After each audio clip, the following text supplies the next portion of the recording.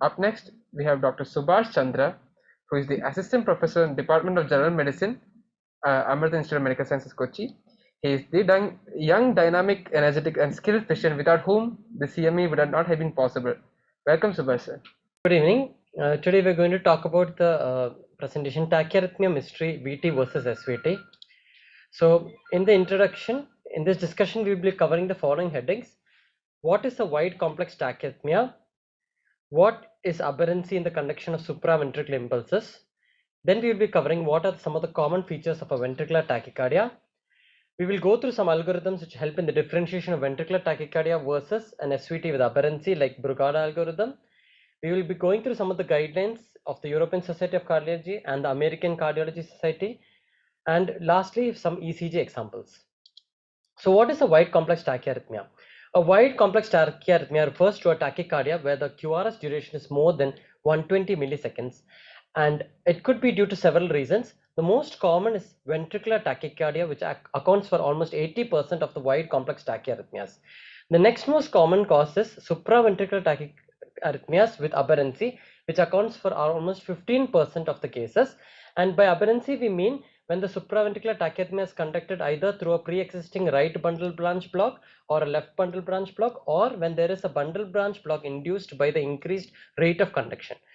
1 to 5% of the wide QRS tachycardias are caused due to SVT conduction over an accessory pathway, or in the presence of hyperkalemia, or in the presence of drugs such as propofol and flecainide, which increase the QRS duration. A small percentage of wide complex tachyarrhythmias are due to ventricular pacing.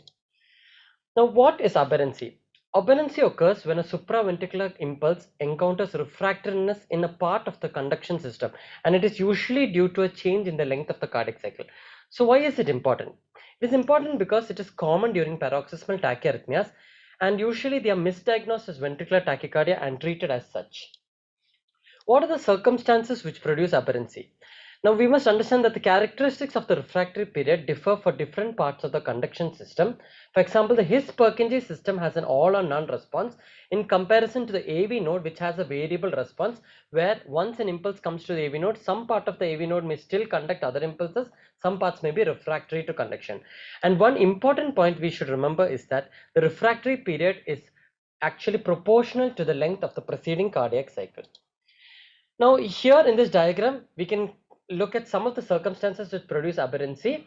The gray part is showing the tissue in refractory period, and the lines 1, 2, 3 are showing the sinus impulses. Now in the figure A, actually 1, 2, 3 are normal sinus impulses and they are occurring at normal intervals. In the figure B, actually you can see that the third sinus impulse is occurring prematurely, that is occurring before its time, and because it is occurring prematurely, it is falling during the period when the tissue is in the refractory period, and therefore an aberrant beat is produced, because when the tissue is in refractory period, only some part of the tissue may conduct, resulting in either a right bundle branch block pattern or a left bundle branch block pattern. Another pattern which causes aberrancy is the third figure, where you can see that the preceding cardiac cycling, the length of the cycle between the first and the second impulse is very long, and therefore according to the rule that the duration of the refractory period is prolonged depending upon the previous cardiac cycle, even though the third sinus impulse of the third figure is falling within the normal time interval, it is falling within when the tissue is in refractory period because of the increased length of the preceding cardiac cycle. So this is one of the circumstances which can produce aberrancy. Now, when we are diagnosing aberrancy, the first principle is that we should not diagnose it, because most of the wide QRS complexes are actually due to ventricular tachyarrhythmia rather than a supraventricular tachyarrhythmia. One important point in diagnosing aberrancy is we come to the patient history. If there is a history of structural heart disease, prior myocardial infarction, angina, or congestive cardiac failure, that makes ventricular tachyarrhythmias very highly likely with a positive predictive value of greater than 95%. Again, greater age, more than 35 years old, increases the likelihood of VT rather than SVT, and if the patient is very young, less than 35 years of age, the chance of SVT is increased. One thing we must remember is that hemodynamic instability can occur with both SVTs and ventricular tachyarrhythmias, and it's not a criteria to differentiate the two. Another important point you must remember is the drugs that the patient is taking, like amiodarone or flecainide, they can actually widen the QRS complex and cause misinterpretations. What are the examination findings when we try to differentiate ventricular tachyarrhythmias from SVT? Some features suggest that AV dissociation is occurring, which suggests that ventricular tachyarrhythmia is there. One is Canon A waves in the JVP, which indicate that the atria and ventricle are contracting at the same time, resulting in Canon A waves. Variable first heart sound results in suggestion of AV dissociation, and variations in the systolic blood pressure not related to respiration also suggest AV dissociation. Other maneuvers which you can do to differentiate these two include carotid massage and valsalva maneuver. For example, carotid massage can terminate a supraventricular arrhythmia like an AVNRT. In ventricular tachyarrhythmias, it can expose the VA dissociation. It can slow down the sinus and atrial rates in increased automaticity like in atrial tachyarrhythmias, which is caused by the increased AV nodal block brought about by carotid massage. And in atrial fibrillation flutter, it can slow down the ventricular rates, thereby exposing the underlying mechanism of the arrhythmia. Now, we'll go next to some of the ECG findings seen in aberration. Some of the ECG findings seen in aberration include triphasic morphology, which is either an R' pattern in V1 or a QRS pattern in V6. Then the next point we should look for is initial deflection. If it is identical to the normal sinus beat, then it is highly suggestive of aberration, especially if the pattern seen is that of a right bundle branch block. The third point is whether there is any immediate preceding atrial activity. The fourth is a second in row phenomenon, which I'll be explaining. Fifth is alternating bundle branch block patterns, and the last is if a previous ECG is showing an identical wide QRS pattern, that is previously diagnosed aberrancy, then it's highly likely that the present thing is also an aberrancy. So you can see in this ECG some of the aberrancy features. First is the presence of an RS-R' pattern in lead V1, that is suggestive of aberrancy. The second is if the initial deflection in the QRS complex of the aberrant beat is exactly similar to the initial deflection in the sinus beat, that is also suggestive of aberrancy. The third point is preceding atrial activity. Here you can see there is an atrial ectopic just before the aberrant or wide QRS complex, indicating it is an aberrant beat. And the fourth is actually second in the row phenomenon, that is the aberrant beat always or usually follows a normal sinus beat, that is called as second in the row phenomenon. So this is an example of RS-R' pattern in V1. Here we see a wide complex tachyarrhythmia which may be actually mistaken as VT, but if you go careful examination, you see that in lead V1 there is an RS-R' pattern with a taller right R dash, that is suggesting RS-R' pattern, suggesting that it is an aberrant conduction rather than a VT. Now, other features which favor aberrancy are alternate patterns of bundle branch block separated by a single normal beat. That means there is initially an RBBB pattern in the tachyarrhythmia or an LBBB pattern, and then a normal sinus beat occurs, and then the pattern changes to the opposite bundle branch block pattern. So this suggests that there is beat aberrancy rather than ventricular tachycardia occurring from two different ventricles, which is highly unlikely. Next thing is if there is an identical wide QRS complex pattern previously diagnosed aberrancy. As you can see in this ECG, there is a wide complex tachyarrhythmia which may be mistaken as a ventricular tachyarrhythmia. But if you go to the baseline ECG, there is actually a similar pattern, exactly similar QRS morphology with a right bundle branch block pattern in the baseline ECG. That means that the patient's present tachyarrhythmia is just an SVT with an aberrancy with a right bundle branch block pattern. Now, ventricular aberration complicating atrial flutter or fibrillation. Now, during atrial fibrillation, interruption of the normal QRS can occur with several wide QRS complexes in between, and morphology of the QRS complex can help us differentiate aberrancy from ventricular ectopics of VT. RS-R' pattern in lead V1 or QRS pattern in V6 like before also helps in establishing aberrancy. As you can see here, the patient is in atrial fibrillation, and between there is a wide QRS complex that is most likely due to aberrancy. Here I'll be explaining something called as phenomenon called as Ashman's phenomenon. In this ECG, there was a narrow complex tachyarrhythmia which was irregular, suggesting patient is in atrial fibrillation. And here, whenever there is an increase in the length of the preceding cardiac cycle, as I said before, that is increasing the chance for aberrancy. The next beat after the normal sinus beat will fall in the refractory period of the conduction system, and it will lead to an aberrant pattern. That is called as Ashman phenomenon. Now, there is an issue with Ashman phenomenon for differentiating SVT with VT, because sometimes if the preceding cardiac cycle length is prolonged, by the rule of ventricular bigeminy, that itself can cause a ventricular ectopic to occur. So Ashman phenomenon cannot always be used to differentiate whether it is due to a VT or the pattern is due to a SVT with aberrancy. Now here you can see the preceding cardiac cycle is prolonged, leading to an aberrant beat. Now, absence of a longer returning cycle in the presence of atrial fibrillation and ventricular tachyarrhythmia, absence of a longer returning cycle actually favors ectopy rather than ventricular aberration, because here you can see there is a wide QRS complex, but the preceding cardiac cycle length is very short, and therefore this QRS complex is very unlikely to be due to aberrant beat. It is likely due to be to a ventricular ectopic.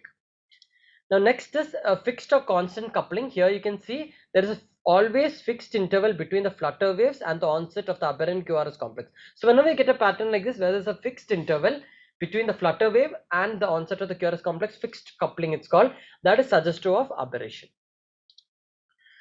Another important point you must remember is rate induced aberrancy, where as the cardiac cycle length is gradually shortened and the rate increases, the conduction system becomes refractory and starts conducting an aberrant pattern.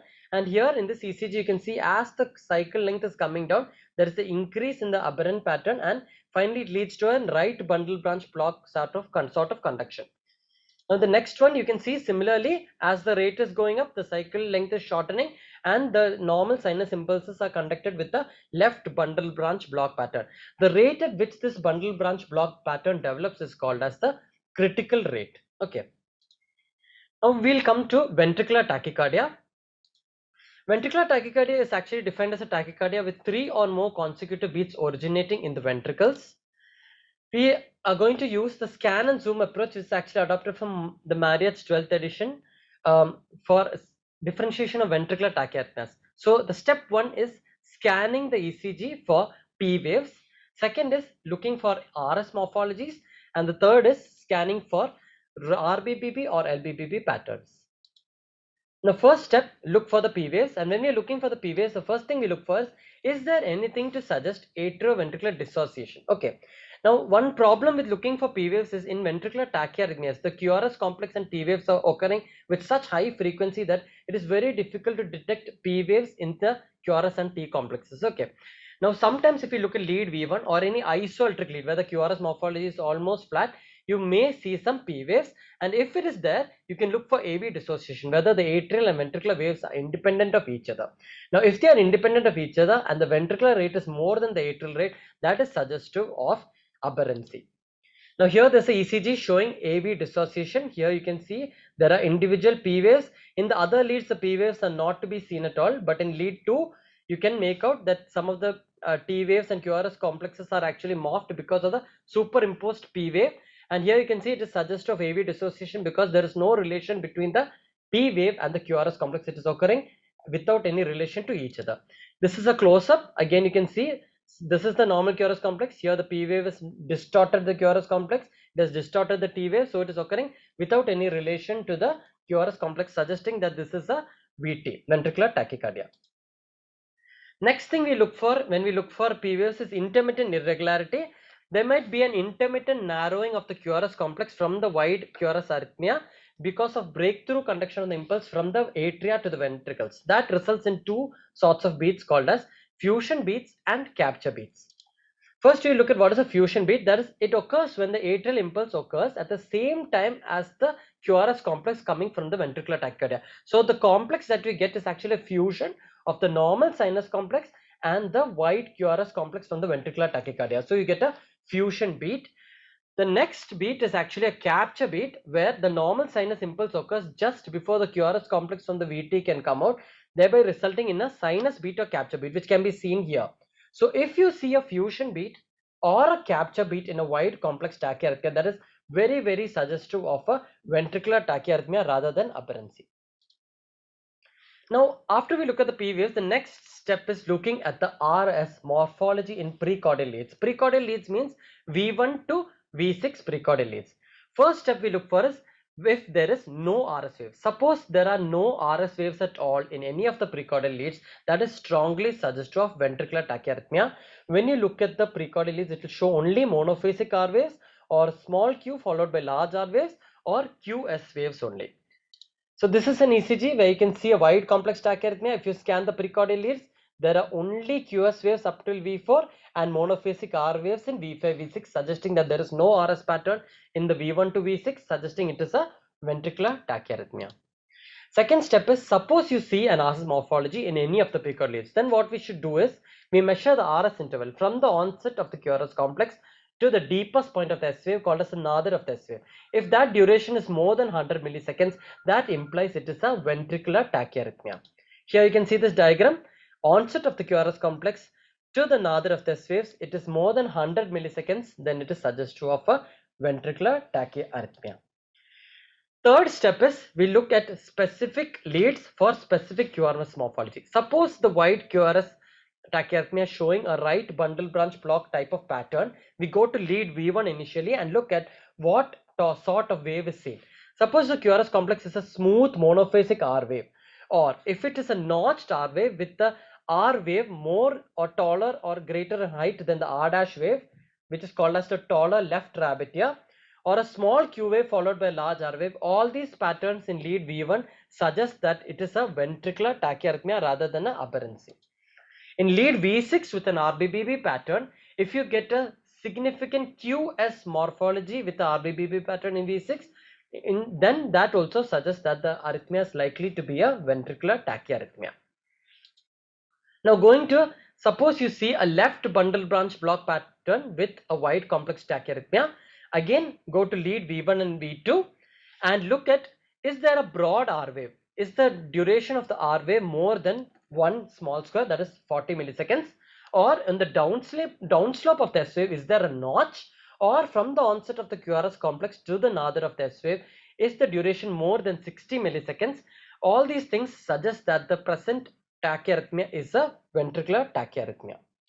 Again, if there is any sort of Q wave seen in the left bundle branch block pattern, that means that what you're dealing with is a ventricular tachyarrhythmia, because usually if there is a left bundle branch block pattern which is due to aberrancy, you are not going to get a Q wave in the V6 lead. So if you get a Q in the V6 in left bundle branch block pattern, it suggests that it's a ventricular tachyarrhythmia. Now, since you have gone through aberrancy and ventricular tachycardia, we'll go through some of the algorithms which help in differentiating these two, like Brugada AVR algorithm and R wave peak onset time. These actually several criteria have been developed which have different sensitivities and specificities. Here we can just see the sensitivity and specificity of the Brugada algorithm with a sensitivity of almost 89% and a specificity of 59%, which is one of the most commonly used algorithms for differentiating a ventricular tachyarrhythmia from SVT with aberrancy. The other pattern, other algorithm, which is the lead to R wave peak time, which is having a high likelihood ratio of 3.46 for the detection of VT, which means that if you have this criteria positive, the likelihood ratio, that is VT, is very, very high. The last one is Griffith criteria, which is actually having a negative likelihood ratio of 0.15. That is, if you are having this criteria positive, highly likely to be SVT with aberrancy. Now, coming to the Brugada algorithm, one of the most commonly used algorithms with a sensitivity of 89% and a specificity of 59%. It has an accuracy of 77% in diagnosing a ventricular tachyarrhythmia. Now, here the Brugada algorithm goes with 4 sets of questions. The initial question, and if any of these questions the answer is yes, then the arrhythmia is a ventricular tachyarrhythmia. For example, first we go for absence of RS in all precordial leads. If it is yes, it is a VT. If the RS interval, if it is no, we go to the next question. If the onset of R to S, nadir of S interval is more than 100 milliseconds in any precordial lead, again it becomes a ventricular tachyarrhythmia. If the answer is no, go and look for the third question, which is AV dissociation. If it is present, again suggestive of VT. If it is no, the answer is no, we go for the fourth question, which is the morphological criteria for RBBB or LBBB. As I said before, if those morphological criteria are suggesting VT in the presence of RBB, LBB, then it suggests that it is ventricular tachyarrhythmia. If the answer is no, it means that it is probably SVT with aberrancy. The second algorithm is the R wave peak time, where lead 2 is studied and the time duration from the onset of the R wave to the peak of the R wave is studied. If it is more than 50 milliseconds, it suggests strongly that it is a VT. As I said before, it has a high positive likelihood ratio. This is a diagram showing onset of R to the peak of the R wave. If the duration is more than 50 milliseconds, it suggests that it is a VT. Third is the AVR criteria, Vereckei VR criteria. If answers to all the questions is no, it is a SVT with aberrancy. So initially we look at only the AVR lead in this criteria. If the first wave is the R wave, then it means it's probably a ventricular tachyarrhythmia. If the initial R wave or the Q wave from the onset of the QRS complex to the change in polarity, if the duration is more than 40 milliseconds, that is more than 1 small square, again suggests that it is a VT. Third is if you get a predominantly negative QRS complex in the AVR and you are seeing a notch in that QRS complex, then again it suggests that it is a ventricular tachyarrhythmia. And the fourth criteria is something called as VI by VT. If it is less than 1, it suggests it is a ventricular tachyarrhythmia. I'll come to what is VI by VT. Here actually we are not looking at the time duration, we are looking at the voltage criteria, where in the first 40 milliseconds, if the distance traveled by the voltage is less than the distance traveled by the voltage in the last 40 milliseconds, that is VI by VT. If it is less, then it suggests that it is a ventricular tachycardia. For example, in this figure, you can see that the voltage traveled in the first 40 milliseconds is almost 0.3 in amplitude only, or millivolt, 0.3, and the voltage traveled in the last 40 milliseconds is 0.65, which is greater than VI. Then it suggests that the arrhythmia is a ventricular tachyarrhythmia. But there is a lot of problems in this estimation of VI by VT, and interpretation errors are quite common, which is actually shown in one of the studies. Now we will come to some of the guidelines from the European Society of Cardiology 2019 guidelines actually, where they have combined all the things that we have said so far to differentiate a ventricular tachycardia from a SVT with aberrancy. First point is AV dissociation. If you see and the ventricular rate is faster than the atrial rate, suggests a VT. Again, fusion capture beats if present, suggests VT. If you get negative concordance in all precordial leads, that is all the leads are showing only all the precordial leads are showing only negative QRS complexes, that is highly suggestive of VT. Again, going for the RS in precordial leads, almost similar to the Brugada criteria, absence of RS or onset of R to another phase more than 100 milliseconds, suggestive of VT. Then QRS in AVR, positive R wave or initial R or Q more than 40 milliseconds or notch on the round slope, which is similar to the AVR criteria. Another criteria is if the QRS axis, the axis is in the northwest plane, minus 90 to plus or minus 180, again strongly suggestive of VT. The next one is the lead to R wave peak time, which I already said before. And the morphological criteria for VT with the lead V1 showing either a monophasic R or a double peaked R with a taller left ear or a QR complex, and lead V6 having a RS ratio or QS waves or a RS ratio less than 1, which means a small R wave, again suggestive of VT, or a LBBB morphology with a broad R wave or a notch in the S wave or a delayed nadir of the S wave, again similar to the morphological criteria which we described earlier.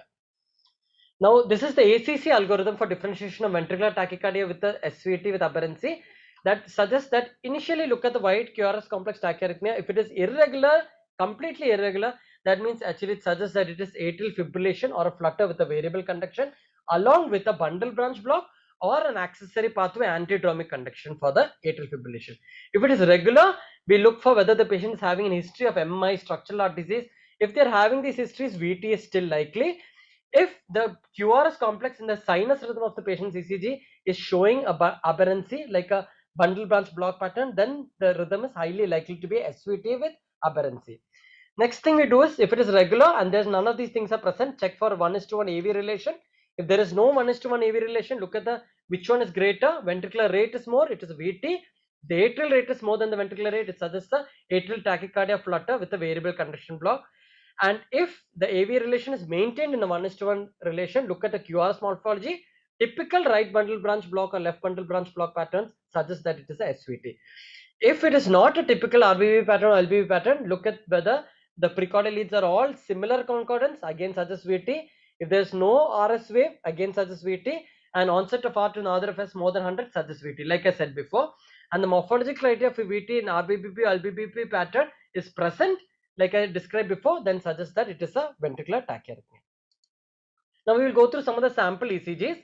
Now here, first ECG, you see a wide QRS complex tachyarrhythmia, and the most striking feature is actually the presence of fusion complexes you can see in the V4, V5, V6, which suggests that this is a ventricular tachycardia. Because as I said before, presence of the fusion complex is highly suggestive of VT. Next ECG, again this is a very wide complex tachyarrhythmia. If you go through carefully, we can see that it is satisfying the Brugada criteria, that is there is no RS waves in any of the leads, QS waves in V1 to V3 and R waves in V4 to V6, suggesting that this is a ventricular tachyarrhythmia. And again, if you look at the same ECG, the AVR criteria, onset of Q to another phase is more than 40 milliseconds. It's almost 80 milliseconds, suggesting it is again a VT.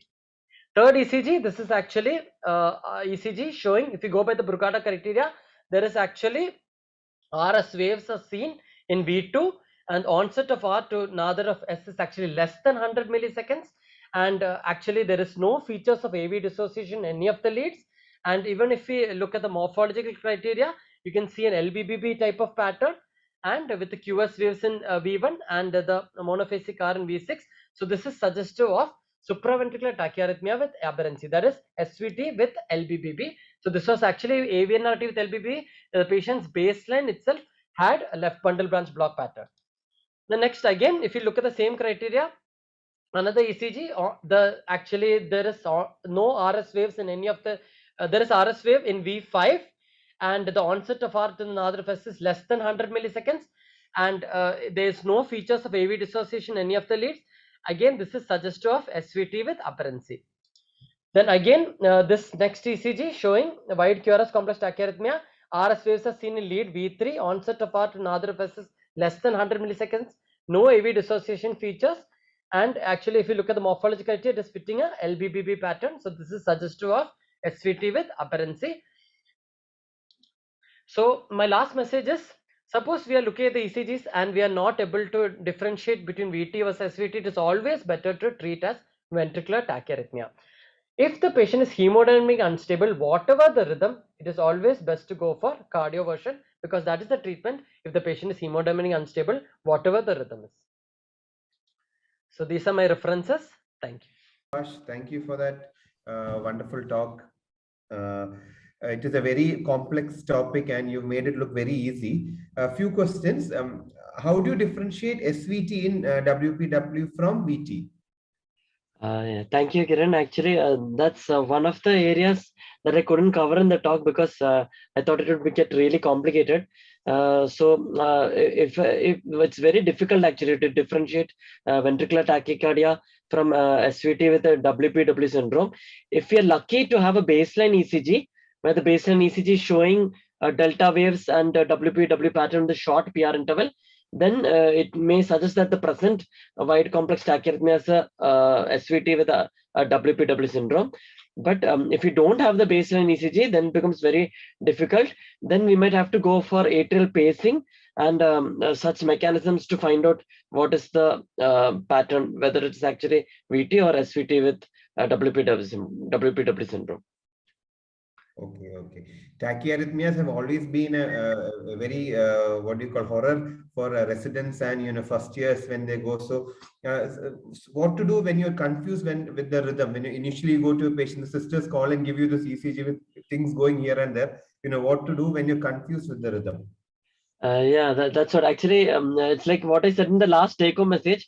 Suppose the patient is hemodynamically stable, then if we are confused, we are not able to identify is this SVT with aberrancy or ventricular tachycardia, it's always safer to err on the side of a ventricular tachycardia and to treat it as VT with either with amiodarone or with lidocaine. And if it is a hemodynamically unstable patient and we are not sure, it is always better to go for a DC shock and treat it as ventricular tachycardia, because some of the drugs like adenosine which you give for SVT, if you misdiagnose a VT as an SVT and give, patient might go into collapse and cardiac arrest. So it's risky. Okay. Thank you, Subhash. So does anybody have any more questions? Otherwise, I think it's almost time and we can conclude. Thank you. Thank you, Subhash.